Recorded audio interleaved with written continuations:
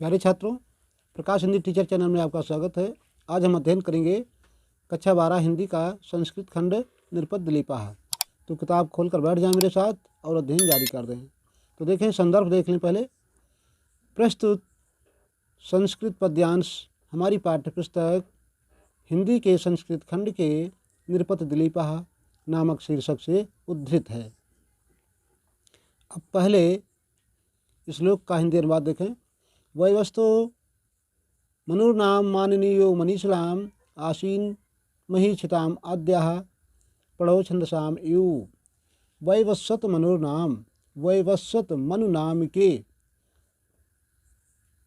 माननीयो मनीषिणाम, मनीषी माने होता है विद्वान, विद्वानों में माननीय यानी सम्मानित, विद्वानों में पूज्य, आसीन माने हुए, महीक्षिताम आद्याः, महीक्षिताम माने राजा, आद्याः माने प्रथम, वैवस्वत मनु नाम के राजा हुए जो विद्वानों में पूज्य और राजाओं में प्रथम।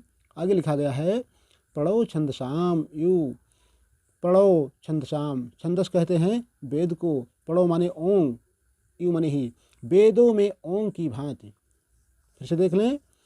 वैवस्तो मनुर्नाम माननीयो मनीषिणाम आसीन महीक्षिताम आद्याः पढ़ो छंदसाम यु। वैवस्वत नाम के, वैवस्वत मनु नाम के राजा हुए जो विद्वानों में पूज्य, राजाओं में प्रथम और वेदों में ओंग की भांति थे। यानी जिस प्रकार से ओंग शब्द जो है किसी भी मंत्र के पहले आता है, उसी प्रकार से राजा, ये मनु का नाम जो है पहले आता था। आगे देखें। तदन्वये शुद्धमतिः प्रसूतः शुद्धिमत्रः दिलीप इति राजेंद्र इंदुः क्षीरनिधाविव। तदन्वये शुद्धमतिः, उनके वंश में शुद्धमति यानी शुद्ध बुद्धि वाले, प्रसूतः माने पैदा हुए, शुद्धिमत्रः अति पवित्र, बुद्धि से युक्त, दिलीपः इति दिलीप इस प्रकार के, राजेंद्र इंदुः राजाओं में, इंदु माने होता है चंद्रमा, तो राजाओं में चंद्रमा के समान यानी राजाओं में श्रेष्ठ कह दें। चंद्रमा इसलिए कहा गया कि चंद्रमा का जो है, चंद्रमा में ठंडक होती है और चंद्रमा का आकार जो है अच्छा होता है, सुंदर लगता है, तो लोग चंद्रमा से ठंडक पाने के लिए जो है यानी आनंद का अनुभव करते हैं उससे। तो इसलिए जो है राजाओं में सर्वश्रेष्ठ जो है। और आगे लिखा हुआ है क्षीर निधाविव इंदुः, क्षीर सागर में चंद्रमा के समान। जिस प्रकार से क्षीर सागर में चंद्रमा उत्पन्न होता है, निकलता है, उसी प्रकार से क्षीर सागर की भांति जो है शुद्ध वैवस्वत मनु के पवित्र वंश में जो है राजा दिलीप जो है पैदा हुए, जो बहुत ही पवित्र वंश में पवित्र बुद्धि वाले थे। इस प्रकार से आप कह सकते हैं। भीमकान्तैः निरपगुणैः सह बभूवोपजीवनम् अधीश्य चाभिगम्यस्य च यादव रत्नैरर्णवः। भीमकांत निरपगुणैः, भीम माने होता है विशाल, भीम माने तो भयंकर होता है, लेकिन यहाँ विशाल जो है। कांत निरपगुणैः, कांत माने सुंदर, निरपगुणैः सह वो राजा दिलीप यानी श्रेष्ठ और जो है विशाल तथा सुंदर गुणों से युक्त था। बभूव उपजीवनम, बभू माने हुए, उपजीवनम माने आश्रितों के लिए, उपजीवनम माने आश्रितों के लिए यानी प्रजा के लिए। वह राजा दिलीप विशाल और जो है सुंदर गुणों से युक्त अपनी प्रजा के लिए हुए। क्या? अधृश्य चाभिगम्यश्च, अनतिक्रमणीय और ग्रहण करने योग्य। ऐसे राजा दिलीप के अंदर ऐसे महान गुण थे, वीरता आदि जो है, कि कोई भी व्यक्ति उनका अतिक्रमण नहीं कर सकता था, कोई भी राजा उन पर अटैक नहीं कर सकता था, और वह अपने प्रजा के कल्याण के लिए निरंतर जो है क्या थे? समर्पित थे। आगे देखें। यादव रत्न अर्णवः, यादव माने जल जंतुओं के द्वारा, रत्न माने रत्न, अरड़वा माने होता है सागर। जिस प्रकार से सागर में जो है बड़े विशाल जो है जीव जंतु भी होते हैं और हीरा मूंगा पन्ना इन्हीं रत्न भी होते हैं, तो विशाल जल जंतुओं के कारण कोई सागर का अतिक्रमण नहीं कर सकता है, सागर का शोषण नहीं कर सकता है। जो शोषण करने जाएगा बड़े बड़े जीव उसका स्वयं शोषण कर जाएंगे। तो जिस प्रकार से सागर का कोई भी व्यक्ति शोषण नहीं कर सकता है, दखल उनको नहीं दे सकता है सागर को, और हीरा मूंगा पन्ना ऐसे जो है बहुमूल्य रत्नों को पाने के लिए सागर में लोग जो है गोता लगाते हैं, उसी प्रकार से राजा दिलीप को भी जो है कोई भी राजा पराजित नहीं कर सकता है, शोषण नहीं कर सकता है, और उनकी प्रजा जो है अपने कल्याण के लिए जो है उनसे जो है नहीं संकोच जो है अपनी बातों को रख सकती थी। ये उनके अंदर सुंदर गुण थे। आगे देखें तो सुंदर और भयानक दोनों भी गुण हैं।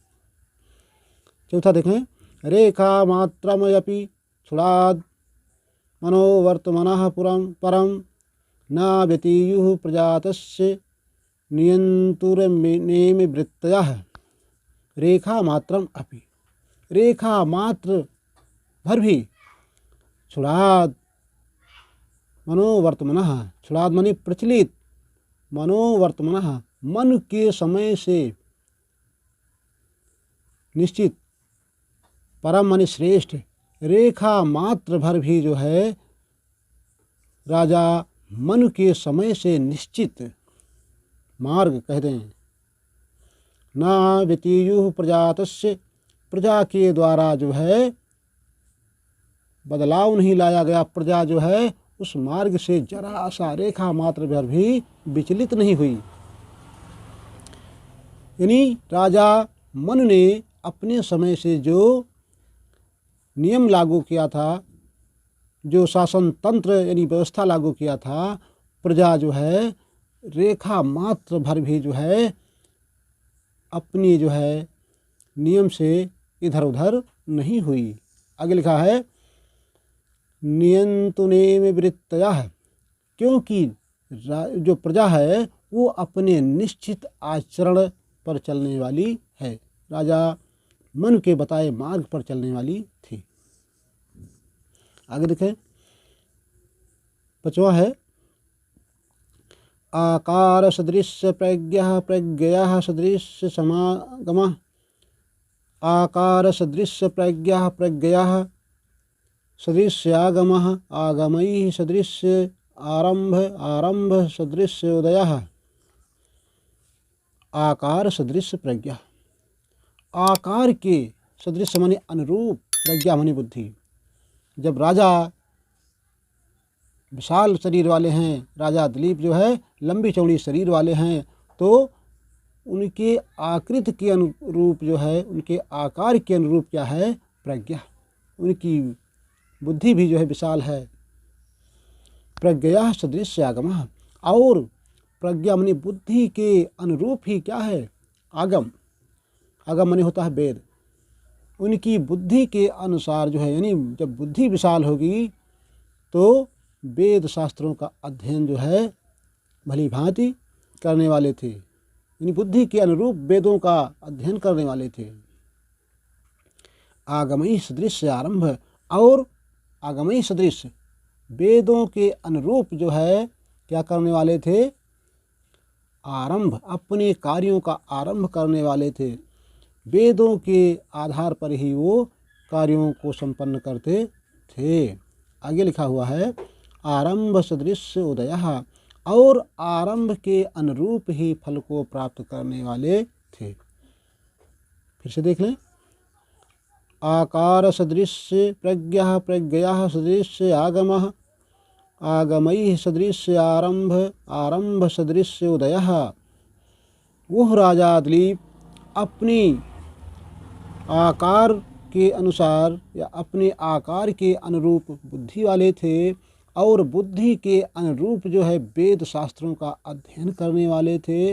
आगमई सदृश आरंभ, और वेद के अनुरूप, वेद शास्त्रों के अनुरूप ही अपने कार्यों को आरंभ करने वाले थे। आरंभ सदृश दया, और आरंभ के किए यानी आरंभ के अनुरूप जो है फल को प्राप्त करने वाले थे। छठवां देख लें, प्रजानामेव भूत्यर्थम साताभ्यो बलगृहीत सहस्रगुणम उत्सृष्टेश मादत्ते ही रसम रवि। प्रजानामेव भूत्यर्थम सहताभ्यो बलम गृहीत। प्रजानामेव, प्रजानाम धन एव बराबर प्रजानामेव, प्रजा के लिए ही, भूत अर्थम माने होता है कल्याण के लिए, प्रजा के कल्याण के लिए, सा माने वो हो, ताभ्यो उनसे, किससे, प्रजा से, बलम गृहीत टैक्स लेता था। वो राजा दिलीप प्रजा के कल्याण के लिए ही प्रजा से कर लेता था, टैक्स लेता था। जैसे जीएसटी चल रही है इस समय, तो आप लोग जो है जीएसटी देते हैं किसके लिए, अपने कल्याण के लिए, प्रजा के कल्याण के लिए। थोड़ा थोड़ा जाता है सबसे कट करके, और अंत में जो है बहुत बड़ी राशि हो जाती है, तब आपके कल्याण में अनेक योजनाओं के रूप में आ जाती है वही राशि। तो राजा दिलीप जो है प्रजा के कल्याण के लिए क्या करता था, प्रजा से टैक्स लेता था। सहस्र गुणम उत्सृष्ट अष्टुमादत्ते, यानी 1000 गुना वापस करने के लिए कर लेता था। ही रसम रवि, जैसे रवि मानी होता है सूरज, रस मानी होता है जल, रस का मतलब यहाँ जल से, जैसे सूरज जो है 1000 गुना बारिश करने के लिए, बरसाने के लिए जो है सागरों से, नदियों से, जो है पोखरों से, तालाबों से, झीलों से क्या करता है, जल जो है ग्रहण करता है। तो जिस प्रकार से सूरज जो है नदियों से, सागरों से 1000 यानी जल लेकर के 1000 गुना बारिश करने के लिए जल ग्रहण करता है, उसी प्रकार से राजा दिलीप प्रजा के कल्याण के लिए क्या करता था, टैक्स लेता था अपनी प्रजा से। देखिए 7वां, सेना परिच्छत्तस्य द्वयमेवार्थ साधनम शास्त्रेषु कुंठितः बुद्धिं और भी धनुष चाततः। सेना परिच्छद तस्य, सेना क्या थी, परिच्छद, परिच्छद परिच्छदस्त अस्य, सेना परिच्छदत अस्य बने शोभा मात्र थी, उपकरण मात्र थी या साधन मात्र थी। सेना जो है राजा दिलीप की क्या थी, मात्र जो है उपकरण थी, शोभा थी, शो के लिए। आगे क्या हुआ, द्वयमेवार्थ साधनम, द्वय मने दो, एव मने ही, अर्थ साधनम अर्थ के साधन, यानी धन के साधन मात्र उसके पास 2 ही थे। सेना तो केवल शो के लिए थी, उपकरण साधन थी दिखाने के लिए, लेकिन उसके जो है धन कमाने के 2 साधन सिर्फ थे। क्या क्या देखें, शास्त्रेषु अवकुंठितः बुद्धिम और भी धनुष चाततः। शास्त्रेश, शास्त्रों में, अवकुंठितः लिखा है, अवकुंठित यानी जो कुंठित नहीं हुई है, जिसकी जो है धार मुड़ी नहीं है, यानी तीव्र धार, कुशाग्र बुद्धि वाली, शास्त्रों में कुशाग्र बुद्धि ऐसा कह दें। और मौरवीम धनुष चाततः, और धनुष पर चढ़ी हुई प्रत्यंचा डोरी, जो भी मामला फंसता था वो शास्त्र में इतना निपुण था राजा दिलीप कि इस वेद शास्त्रों के आधार पर जो है उस समस्या का समाधान ढूंढ लेता था। और जब वेद शास्त्रों से जो है समस्या का समाधान नहीं होता था, यानी लोग जो है, जो भी राजा होते थे, जो भी विरोधी होते थे, वो उसकी बातों को नहीं मानते थे, उसके सिद्धांत यानी धर्म को नहीं मानते थे, तब क्या करता था राजा दिलीप, अपनी धनुष पर डोरी जो है प्रत्यंचा यानी चढ़ाए रखता था, तुरंत जो है नरसंहार के लिए भी तैयार हो जाता था। तो लिखा गया है कि सेना मात्र जो है उसका उपकरण थी, साधन थी, दिखाने के लिए थी। उसके जो है आय प्राप्ति के मात्र दो साधन थे। एक शास्त्रों में जो है कुशाग्र बुद्धि, और दूसरा जो है धनुष पर चढ़ी हुई डोरी। तो ये जो है हो गया। आगे देखें 8वां, तस्य संवृत मंत्रस्य गूढ़ आकार इंगितस्य च फलानुमेया प्रारंभा संस्कारा प्राक्तना इव। तस्य संवृत मंत्रस्य, तस्य माने उसके, यानी राजा दिलीप के, संवृत मंत्रस्य, संवृत मंत्रस्य माने गुप्त मंत्रणा थे। राजा दिलीप जो है गुप्त मंत्रणा करता था, अपनी जो मीटिंग करता था वो कैसे, गुप्त रूप में, और गूढ़ आकार इंगितस्य च, और गूढ़ आकार में इशारे होते थे, गोपनीय इशारे होते थे। मंत्री को क्या बताना है प्रजा न जान सके, दूसरे लोग न जान सकें, मात्र इशारे से जो है अपने आदेश को बता देता था। आगे देखें, फलानुमेया प्रारंभा संस्कारा प्राक्तना इव। फलानुमेया, फल का अनुमान किया जाता था, कैसे, प्रारंभा, प्रारंभ में, संस्कारा इव प्राक्तना, पूर्व जन्म के संस्कारों से। यानी जिस प्रकार से लोग जो है किसी बालक को देख लेते हैं, उसकी गुणवत्ता को देख लेते हैं, या किसी व्यक्ति के अच्छे संस्कार, यानी अच्छे रहन सहन आचार विचार को देख करके उसके पूर्व जन्म के संस्कार को समझ जाते हैं, उसी प्रकार से जो है राजा दिलीप के जो है कार्य प्रारंभ में ही ये क्लियर कर देते थे, निश्चित कर देते थे कि इसका फल जो है पक्का है, निश्चित है, इसमें कोई संदेह नहीं है। फिर से देख लें, तस्य तस्य संवृत मंत्रस्य गूढ़ आकार इंगितस्य च फलानुमेया प्रारंभा संस्कारा प्राक्तना इव। वो राजा दिलीप की जो है गुप्त मंत्रणा और गुप्त इशारे से जो है सारे कार्य व्यवहार संपन्न होते थे, ऐसे कह रहे हैं। फलानुमेया प्रारंभा, जिस प्रकार से जो है संस्कारा इव प्राक्तना, जिस प्रकार से जो है अच्छे गुण को देख करके लोग जो है पूर्व जन्म के संस्कार को भली भांति समझ जाते हैं, उसी प्रकार से राजा दिलीप के प्रत्येक कार्य जो है आरंभ में ही जो है फल की प्राप्ति को बता देते थे।